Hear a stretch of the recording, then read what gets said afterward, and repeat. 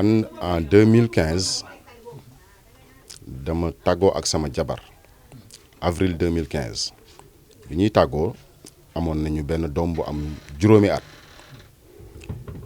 ñu def benn divorce par consentement mutuel comme ni ñu koy waxee man sama bopp man maa bind demande bi man maa bind ne je laisse la garde de l'enfant à sa mère mu demee noonu ñu dem àddina di dox ba en 2019 sama ex-femme bi décédé bi mu décédé j'ai été dans sa famille dem présenter samay condoléances bi dëj bi jàllee quelques mois ma yónnee fa pour jël sama doom pour ñu waxtaan ak papa ndaw si gaañu pour ñu jël sama doom papa ndaw si bañ bi mu bañee ma ne dëkk bi nag am na yoon kon naa dem ci yoon noonu le 23 août 2019 j'ai saisi par requête le tribunal d'instance de Rufisque aux fins de révision de la garde de ma fille bi ma ko déposé de quelques semaines après ma dem gis juge bi ko yor dossier bi bu mu recevoir ma na ma dossier bi ñëw na y a pas de souci ça c'est un problème qui va se régler très facilement naa dem joxaat ma rendez-vous jour boobu bi ma jox rendez-vous bi mu dellusee ma ñëw juge bi ma recevoir ne ma monsieur Diallo, il y a un problème. Parce que le grand-père de l'enfant s'est présenté ici et il s'est opposé. Donc, il s'est opposé et il dit qu'il a des arguments. Donc, je vais devoir l'écouter. Il n'y a aucun souci. Je suis prêt. Lolo, c'était au mois d'octobre 2019. Octobre 2019, je suis petit dossier. mu ne ma paa bi dafa am un avocat ma topp ci dossier bi octobre 2019 ba février 2020 pratiquement amul benn lundi bu ma uute tribunal bu dul lundi férié yi wala juge bi moom ci boppam ñëwul mais lundi bu ne mu ne ma ñëwal su ma ñëwee mu ne ma ñëwaatal suba ñëwaatal lundi prochain di def benn dilatoire boo xam ne bii extraordinaire mais abandonné wu ma ba au mois de février 2019 mu ne ma enfin monsieur Diallo léegi l'avocat du vieux a demandé une enquête sociale donc dama koy suivre dans ça da ngay bàyyi nga toog sa kër dinaa envoyer l'ordonnance à l'AEMO waa AEMO dinañ la woo ma toog février mars avril mai juin dégguma dara ma ñëwaat ci moom laaj ko moom juge bi mu ne ma non envoyé naa ordonnance bi mu ngi ci table AEMO ñoom ñoo la war a woo da ngay toog nga xaar xam naa ne dañu am liggéey dinañ la woo ma ñibbi juillet août septembre ma ñëwaat ci moom mu waxaat ma la même chose ne ma Diallo ordonnance bi mu ngi ci AEMO ñoom ñoo la war a woo dinañ la woo toogal xaar bi ma génnee keroog sama xel dem ci ne naa dem AEMO xool lu tax mu am blocage bi lu tax mu yàgge nii quoi parce que enquête sociale warul la mën a yàgge noonu daal bi ma génnee dem AEMO bi ma demee AEMO ñu ne ma ñëw laaj leen expliquer leen ne leen dama ñëw pour am ay information sur une enquête sociale qui devrait avoir lieu qui me concerne ñu laaj ma turu xale bi ma wax leen ñu xool ñu ne ma non kooku dossier boobu nekkul fii dossier bi nekkul fii ci AEMO juge bi envoyé wu fii ordonnance enquête sociale pour ce dossier là demaatal ci moom jour boobu bi ma génnee demuma ci moom dama ñibbi bi ma ñibbee je crois ma toog ay une semaine yooyu ma ñëwaat ci juge bi ñëw wax ko li ma waa AEMO wax ne ko dem naa AEMO l'autre jour mais nee nañ ma document bi ordonnance bi nga waroon a envoyé foofu moom ñoom gisuñu ko mu ne ma non envoyé naa ko foofu génn benn papier bindal ma ci benn numéro bind benn date ne ma demal mu ngi foofu ma delluwaat AEMO bi ma demee juge bi xool waa AEMO xool seen registre yi seen dossier yi ñu xool ñu ne ma dossier boobu ñëwul fii ordonnance bi ñëwul fii moo am ko ma ne waaye dossier bi jógewul tribunal mu ngi foofu si ñoom bi ma ñëwee dellu ci si juge bi ñëw wax ko ne ko waa AEMO nee nañ dossier bi ñëkkul foofu mu ne si dossier baa ngi foofu mu ngi foofu ah ñoom loolu ni après ne woolu greffier wam woo greffier bi maître nangam kooku ñëw mu ne ko waa maître mais kon ordonnance su enquête sociale bu concerné le dossier Alioune Diallo xanaa kon yow da nga ma ko joxul kooku ne ko si jox naa la ko mu ne ko non joxuloo ma ko kooku ne ko si jox naa la ko ñoom ñaar ñu xëccoo bi ñu xëccoowee juge bi cédé ne ko way kon de xam naa dama ko fàtte quoi dama ko waroon a yónnee wu ma ko dama ko fàtte fekk nag yàlla def na ci diggante bi Pape Ndaw si opposé woon maanaam sama doom ji maamam ji opposé woon kooku yàlla def na gaañu na sax ci diggante bi ma ñëwee bi mu waxee loolu greffier bi ne ko jox naa la ko man jox naa la ko depuis bu yàgg jour boobu laa la ko joxee yow yaa ko waroon a envoyé mu nekk fa naan non man dama yaakaaroon ne envoyé na ko mais bon comme envoyé wu ma ko sax amatul sens quoi parce que pa bi demandé woon enquête sociale bi partie bi pa bi décédé na donc l'action est éteinte l'enquête sociale est caduque li may wax ni devant le greffier mu ngi toog l'enquête sociale est caduque donc jaratul sax ñuy enquête sociale ne léegi na moom léegi Diallo da ngay dem après nga revenir dans 2 semaines di nga fekk ma defarat décision bi effectivement le 19 novembre 2020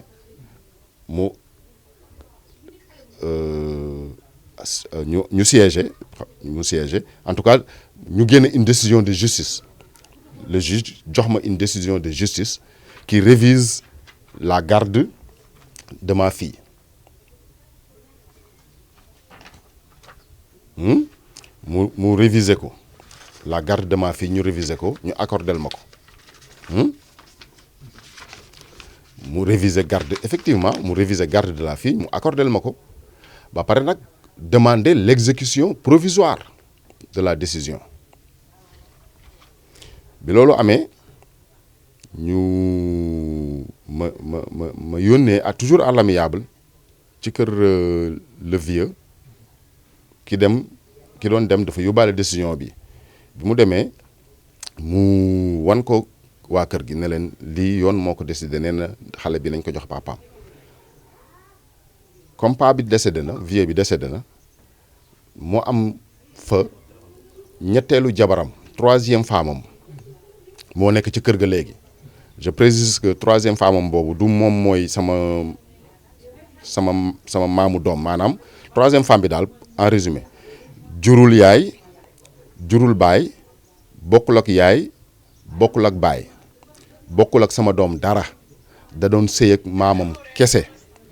maamam bu góor moo nekkoon jëkkëram kooku taxaw ne du joxe xale bi loolu amee ñi fa demoon bi ñu ñëwee wax ma ko mën na leen bàyyi leen ma jaar fi yoon wax noonu ma dem jël un huissier bu nekk fii Tëngéej huissier bi dem defal femme bi signification décision bi mu continuer di bañ ne du joxe xale bi huissier bi ñëw wax ma loolu ne ma mais nañ ko may une 2e chance peut-être dafa xamul li muy def mu ne ma bàyyil ñu def ko sommation ñu defaat sommation bi femme bi campé sur sa position ne xale bi du dem bi loolu amee huissier bi ne ma léegi on va saisir la police pour ñu demander l'assistance de la police noonu au mois de décembre en fin novembre ñu adressé une demande d'assistance au commissariat central de Rufisque au commissariat central de Dakar au commissariat central de Dakar bi dossier bi yegsee foofu le commissariat central de Dakar imputé dossier bi au commissariat central de Rufisque le 1er décembre 2020 papier baa ngi nii bi ñu ko imputé le 1er décembre 2020 maag huissier bi ñu dem ma dem gis commissaire bi ma demee gis commissaire mu ne ma effectivement imputation bi egsi na moom tamit génn dossier ne ma imputation bi egsi na léegi la police va assister l'huissier ne ma mais moi je vous suggère au lieu que ñuy yónni ay alkaati ay police ñuy dem wàcc foofu xam nga quartier yooyu di jël xale bi mu nekk ay genre traumatisme ci xale bi je préfère ñu procéder par la manière douce nañu convoquer ndaw si bu ñëwee ñu nekk nañ indi xale bi fii bu ko defee lépp jaar ci jàmm mu sedd quoi xale bi bañ a sentir benn tiraillement bañ a sentir benn traumatisme ma nekk effectivement man sax loolu moo ma gënal ñu def noonu ñu convoqué ndaw si bi ñu convoqué ndaw si man jour boobu demuma parce que bokkuma ci convocation boobu ndaw si lañ convoqué le surlendemain laa fa ñëwaat bi ma ñëwee ma gis le commissaire mu boole ma ak son adjoint bi ma ñëwee adjoint bi ne ma waaw monsieur Diallo on a reçu la dame mais bi mu ñëwee daf ñu ne dafa ànd ak avocat am la dame est venue accompagnée de son avocat d'un avocat. L'avocat nous a demandé de ne pas exécuter la décision, de surseoir à l'exécution de la décision, parce que la présidente du tribunal de Rufisque a l'intention de revoir le jugement, de revoir le jugement. Ma ne ko ah oui mu ne ma waaw ma ne ko ah mon commissaire man day je crois que yow nitu droit nga nitu yoon nga mu ne ma waaw ma ne ko man day dama yaakaar ne yoon du ay on m'a demandé par nii verbalement waaye je crois que wala à l'intention de man je crois que yoon c'est une affaire d'acte signé estampillé et daté lan la avocat bi présenté comme document juridique ou administratif qui fait barrage à votre mission mu ne ma non y a rien li may wax nii bind naa ko procureur mu ngi ci te bind naa ko procureur kenn mënu ko weddi noonu la demee bind naa ko wax ko procureur te bi ma ko waxee procureur kenn weddiwu ko commissaire si boppam gis na ko liir na ko te weddiwu ko mu ne ma noonu la demee de vraiment loolu la ñu wax quoi ma ne ko ah bon mu ne ma waaw ma ne ko waa d'accord dégg naa la maa ngi dem dinaa fi ma war a dem dinaa fa dem noonu ma génn dem bi ma génnee dem après ma toog ma am ku ma waxtaanal ñu waxtaan le 14 décembre 2020 ma porté plainte pour non-représentation d'enfants auprès du parquet de Rufisque 2020 j'ai porté plainte contre la dame pour non-représentation d'enfants bi ma porté plainte yemuma ci plainte bi mais comme maa ngi dégg ñu naan ay présidente du tribunal moo nekk commissaire position bi mu jël la légèreté ak le laxisme complice de la police de Rufisque ak le trafic d'influence bi commencé di am de la part d'une magistrate yemuma ci porter plainte rek dama jël un avocat dama jëlee un avocat mu constitué wu ñu adresser une citation directe à la dame donc en plus de ma plainte auprès du parquet sama avocat def citation directe bi ñu ngi ko def le 5 février 2021 bi loolu amee ñu topp procédure bi enrôlement bi ma fay consignation bi ba le 12 mai 21 du mai le 12 mai 2021 le tribunal de Rufisque délibère sur le cas, sur l'affaire et condamne la dame à 2 mois de prison ferme et à me payer des dommages et intérêts qui s'élèvent à 1 million de francs CFA. 2 mois de prison ferme là, 2 mois de prison ferme et à me payer des dommages et intérêts à hauteur de d'1 million de francs CFA. bi ñu amee loolu bi yoon avocat bi ci boppam moo jël huissier am ñu dem signifier ndaw si condamnation bi. Je dois préciser que même si dossier deuxième condamnation bi mooy en correctionnel bi ko condamné à 2 mois de prison ferme, le juge également a ordonné l'exécution provisoire de la décision.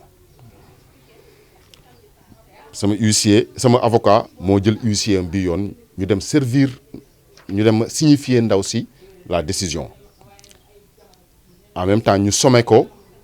mu restituer xale bi parce que loolu moo nekk ci décision bi ndaw si bañ continuer nekk fi mu nekkoon taxaw fi mu taxawoon ne du joxe xale bi loolu amee bi mu ñëwee ma toog ma xalaat ma ne xaaral ma bind procureur bu Tëngéej wax ka li xew parce que boobu ba léegi xëy na moom xamul li xew te comme moom moo fi nekkal société bi moo fi nekkal yoon war ko doxal xaaral ma bind ko le 21 septembre 2021 ma bind une lettre d'information ma adressé ko au procureur le délégué du procureur de Rufisque ma adressé ko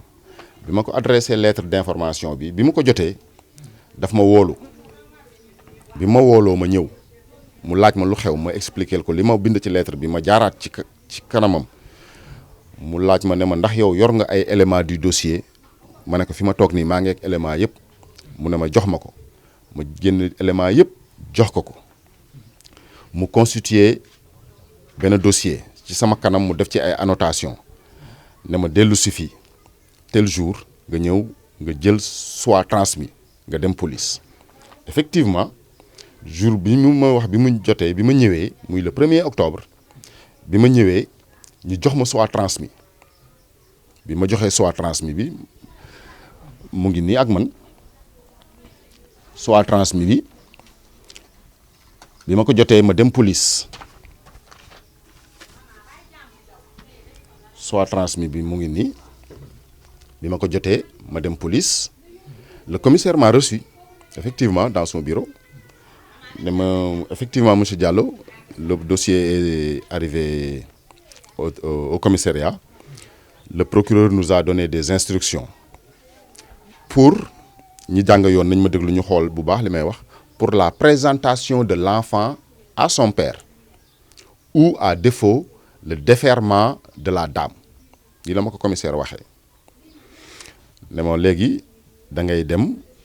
nga yéeg ci kaw nga gis adjudant Dia moom moo yor sa dossier bi ma yéegee ma dem gis adjudant bi ma commissaire wax bi ma ñëwee kooku recevoir ma moom tamit elle m'a dit la même chose ne ma le dossier est là les instructions du procureur sont claires la présentation de l'enfant à son père ou le déferment de la dame ne ma léegi dama lay jox une convocation nga yóbbul ko ndaw si mu jox ma convocation bi ma yóbbul ko chef de quartier bi ndaw si fi mu dëkk jokkul xeer ma yóbbul ko chef de quartier bi nous étions convoqués le 14 octobre passé le 14 octobre au matin à 9h bi ñu ñëwee la dame s'est présentée seul man tamit j'étais seul l'adjudant nous a reçu ne ma monsieur Diallo léegi li nga doon wax li nga waxoon ndax mën nga ko waxaat ma répété la même chose mu ne ndaw si madame procureur dane na nga joxe xale bi wala ma déféré la yow amuloo droit yor doomu jàmbur yow juróo yaay juróo baay juraluñu la bokkulook xale bi dara bu doon yaayam sax moo yor xale bi te yoon ne ko joxeel xale bi bu ko joxewul yoon daf ko war a teg loxo sama yow nga xam ne bokkulook ñu xale bi dara bokkulook ñoom dara mu ne ko waaw xaaral ma woo sama avocat 9h 9h10 9h20 bi mu woowee avocat bi mu raccroché mu ne ndaw si mu ne adjudant bi avocat bi nee na mu ngi ñëw 9h 10h 11h 12h ba 13h moins quelques minutes gisuma avocat dégguma avocat maak ndaw si ñu ngi toog ñuy xaar le 14 octobre moo nekkoon jour ouverture des élèves man jour boobu demum pratiquement école man maa relancé adjudant bi ne ko mais adjudant waxal si ndaw si ak son avocat parce que quand même boobu 9h ba léegi il est 13h gisuñu ko nooy wax avocat bi adjudant bi relancé ndaw si relancé avocat bi wax ak adjudant bi au téléphone delloo téléphone bi ndaw si ne ma monsieur Diallo j'ai discuté avec l'avocat nee na il ne peut plus venir parce que dafa jàpp te dafa am yu muy def léegi nañ ko may ba suba muy le 15 octobre à 9h mu ne ma léegi nañ ko may ba suba à 9h parce que bon man gisuma le problème quoi les instructions du procureur sont claires donc tey ak suba benn la nañ ko may ba 9h ba demee 9h maa ngi taxaw ndaw saa ngi taxaw mu nekk madame bu subaa booy ñëw na nga ànd ak xale bi da ngay ànd ak sa avocat d'accord mais da nga indiwaale xale bi ah d'accord ñu dem le lendemain 15 octobre vendredi la à 9h ma ñëwee man maa fa jiitu adjudant bi fa la ma fekk ñu toog 9h 9h30 10h gisuñu ndaw si gisuñu avocat am ba 11h midi moins la avocat bi di door a pointé wu ànd ak ndaw si sans l'enfant bi ñu ñëwee ñu dugg bureau commissaire toog nañ fa pratiquement 1h de temps man maa ngi toog di si biti di xaar bi ñu génnee ñu yéeg je précise que c'est le même avocat le même commissaire la même dame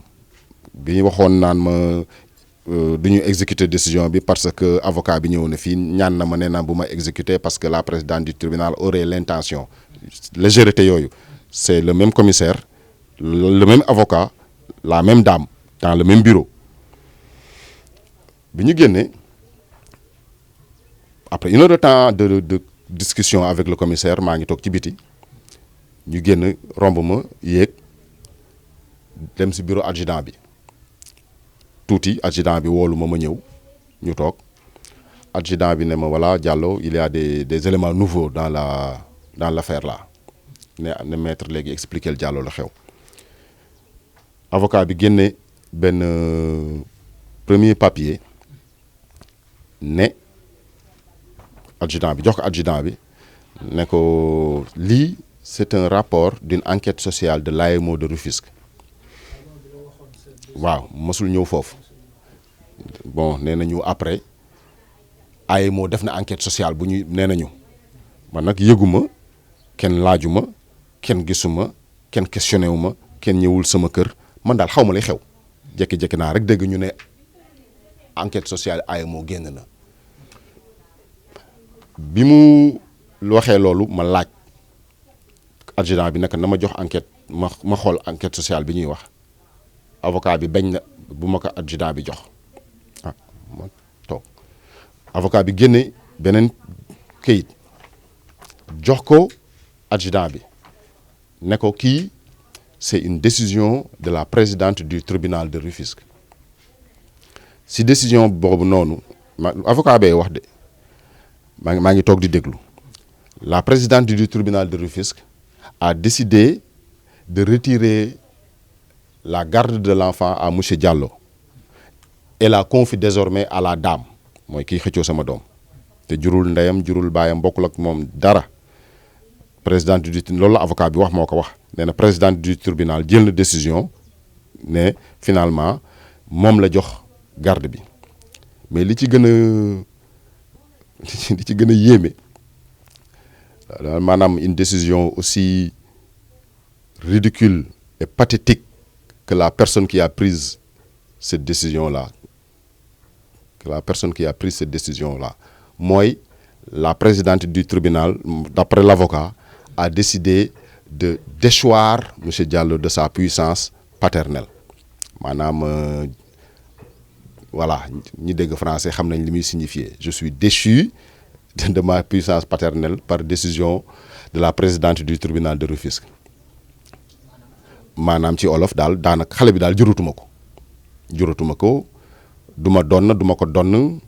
amatuma ci moom benn dogal moom it amul ci man benn cër amatuma ci moom benn responsabilité moom amul ci man benn droit juratuma ko pare naa ci daal moom ñàkk naa sama doom ñoom ñoo ko ndaw si moo jur xale bi loolu la ko wax loolu la wax bi mu ma déchoiré sama puissance paternelle la puissance paternelle est accordée à la dame ki bu jurul bokkul ak moom dara kooku la jox puissance paternelle man je trouve que ne cette décision là elle relève de la xaw ma sax nan laa ko c'est ridicule quoi, c'est ridicule et c'est pathétique mais bon nit nu mu toll rek lay defee quoi nit nu mu toll rek lay defee quoi. Je trouve que c'était des manœuvres et des magouilles yu doon am en douce donc yëguma ko. Il paraît que cette décision là date d'avril 2021 man kenn mësuma yëg kenn mësuma convoqué kenn mësuma notification sax xam nga décision de justice boo ko génnee da nga koy notifier ki mu intéressé man kenn notifié wu ma dara yëguma dara ñoom daal seeni manœuvre mu ngi doon am dans la clandestinité man xaw moo ne au Sénégal nag des juges mën nañu entrer en clandestinité pour prendre une décision je croyais que quand même war nañu dignité juge dépassé na foofu quoi ngay entrer dans la clandestinité di jël ay décision ba pare di ko nëbb xam nga loolu c'est tax te ba léegi nii kenn notifié wu ma dara le 15 janvier 2021 avocat wu ndaw si def na appel du jugement il a fait appel ba dossier bi mu ngi à la cour d'appel de Dakar soit transmis beeg année beeg lépp mu ngi nii ak man maa dem ba sa greffe ba loolu yàgg na bi décision bi génnee laa demoon xool ndax def nañ ci appel effectivement def nañ ci appel depuis le mois de janvier 2021 may laaj dossier bu ñu jugé en première instance ñu am appel lan moo ci indi un magistrat wala une magistrate de la même juridiction de la même instance di ci defaat un autre jugement lan moo ko motiver loolu la ndaw si jël décision yi mujjee nii man dama bëggoon xam lan moo ko motiver quoi moom quelles sont ses motivations profondes quoi lan moo waral implication bi wala immixtion bi personnelle dans ce dossier exclure ma benn action muy yoon lépp lu ma yoon may dinaa ko jël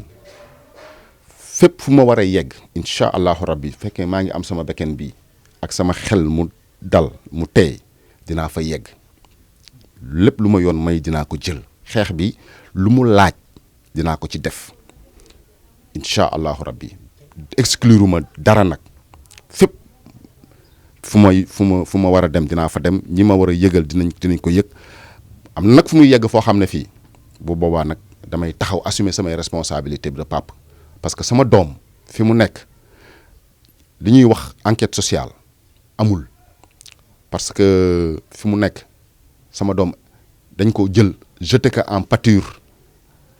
parce que lii ki ko def bu doon doomam la moom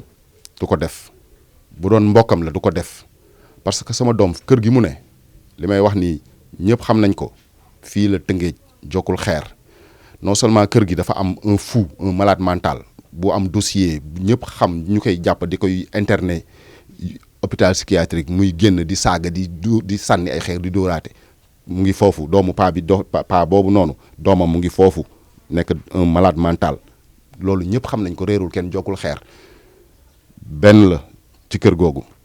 ñaar sama doom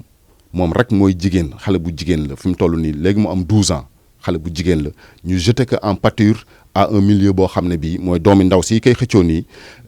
ñoom ñëpp ay góor lañ doomam bu jigéen bi mu amoon sëy na ay ay góor ñoo fa nekk ki ci gën a tuuti léegi pratiquement mu ngi ci 17 ans bokk ñook ndeyam bokk ñook baayam kooku ñu jeté ko en pâture à ce milieu là ku ko juróon ki def lii bu doon doomam la du ko def bu doon doomu càmmañam la du ko def mais daf ko jurul te intérêt primé wul malgré tous les mensonges qu'on raconte et par les uns et par les autres l'intérêt de l'enfant ne les intéresse pas parce que l'intérêt de l'enfant n'est pas de vivre dans ce milieu complètement hostile. En plus de cela, et pour en finir, ndaw si yor xale bi sama doom ki ko yor fi mu toll nii dafa feebar bu gravement sama doom moo fa nekk yor ko sama doom xale bu ndaw 12 ans nga bëgg a yor malade moom ay doomam ñu ngi seeni sëy ay doomam yu góor ñoo fa nekk mu yor ko li may wax ni ñëpp ko xam Tëngéej ñi ma xam ñëpp xam ko xam nañ ne li ma wax moo am kenn mënu koo weddi donc enquête sociale boobu